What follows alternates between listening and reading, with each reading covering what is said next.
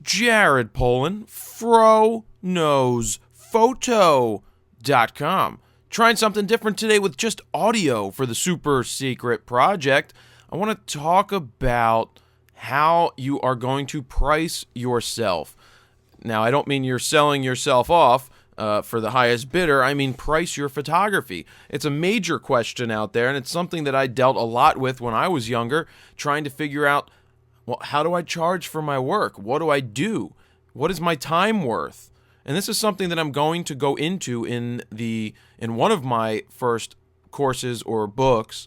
It's going to talk about how you formulate and figure out what you should be charging. Now, you should be charging because your time is worth money. You have to look at what are you willing to get paid for what you do, or what do you feel your work is worth. Now, a lot of times I went by gut, and it turned out that my gut was pretty good.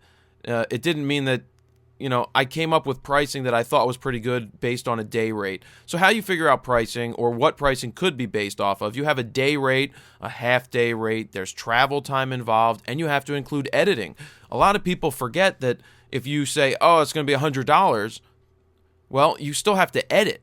You still have to take your files, and you still have to tweak them. And a lot of people sometimes forget that, and you have to make the client aware of what is going on, what you are doing, why they are spending $700 for a couple hours of work. It could be more than that. You have to tell them how it's going to be. Okay, this is how it's going to be. This is how much time it's going to take. This is what's involved in that time. There's the photography, which I call my creative fee. That's the time to create the work. After that, you've got your travel expenses. How long does it take to get from point A to point B? Gas and food and all of those things, because you have to account for that. That comes out of your pocket if you have a full day shoot and you are not making any money, or you're spending money on food and travel. I call it, you get a per diem. Like if you're in a band, you get, say, $40 a day for food. If you're there for lunch and dinner, then you need to get that money in order to not lose money on the shoot. Don't forget that. It shouldn't come out of your pocket. You're there doing a job. Now, a lot of this stuff comes along with more experience, but even early on, you want to make sure, if you're shooting a band and they say, hey, we're only going to pay you $100, and they have catering, make sure you get to eat their food.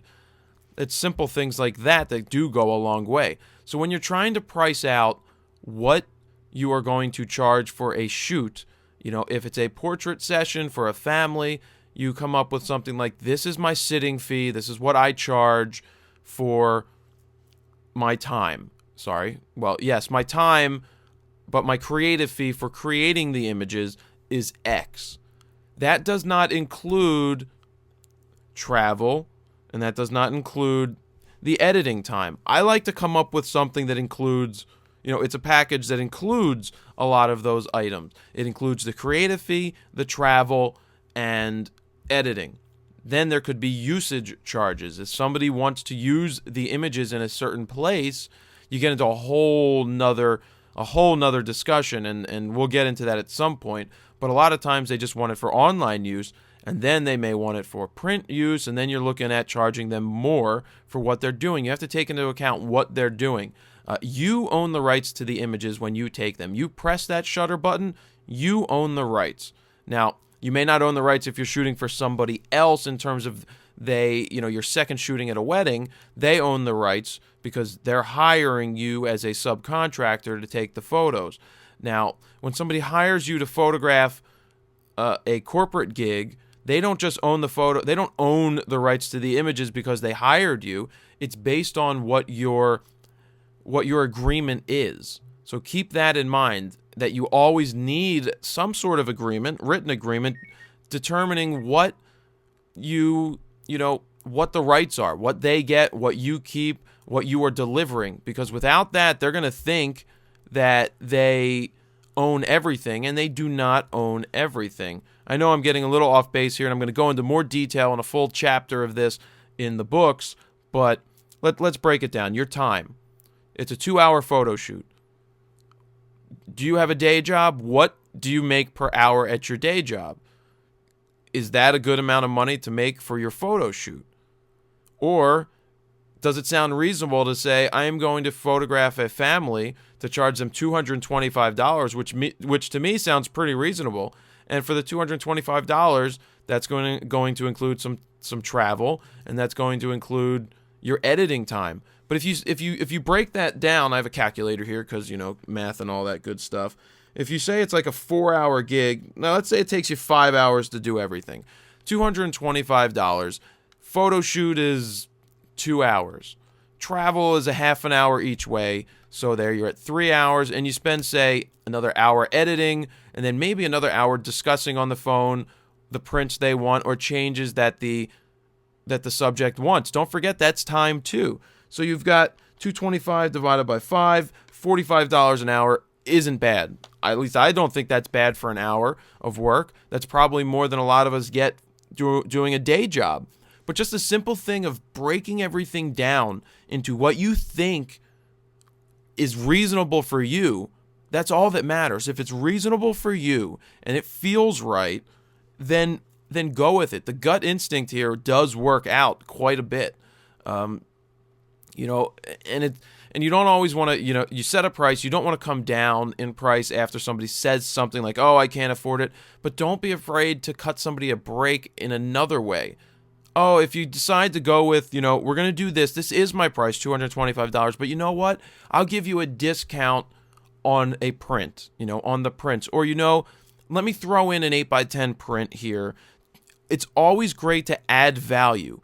Add as much value as you can without hurting your bottom line. It does not cost a lot to create a couple prints.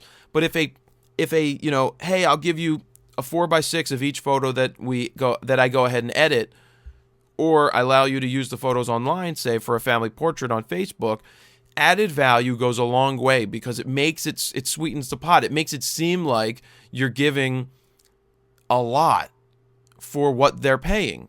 And you always want to seem like you're over-delivering.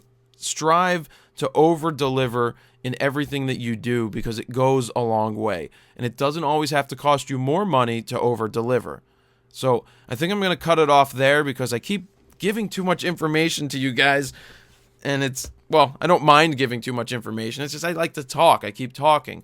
But as always, questions, you could always shoot them to fro@froknowsphoto.com, or you could try to hit me on the Skype line.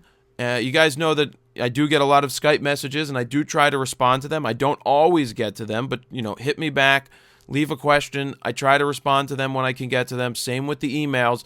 The only thing that I don't respond to a lot of is Facebook, because that's my personal page, and I like to just interact and, not talk shop on there all the time.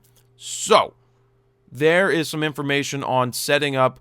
I almost forgot. Being that it's Super Secret Project Day, it is also 80s Nostalgic Day on the site. And why don't we talk about an old animated cartoon that I used to watch called The Snorks? These creatures that lived underwater that had these snorkel things that just went when they would swim away. It was so cool. I used to love watching the Snorks when I was a kid. I should Google that and see if there's like a DVD or something. It's kind of was the SpongeBob SquarePants of our time. And by our time, I mean my time when I was younger. So, there you go. Super Secret Project. Pricing yourself. Figuring out what your time is worth. And what what feels good to you in terms of getting paid. Jared Polin, FroKnowsPhoto.com. See ya.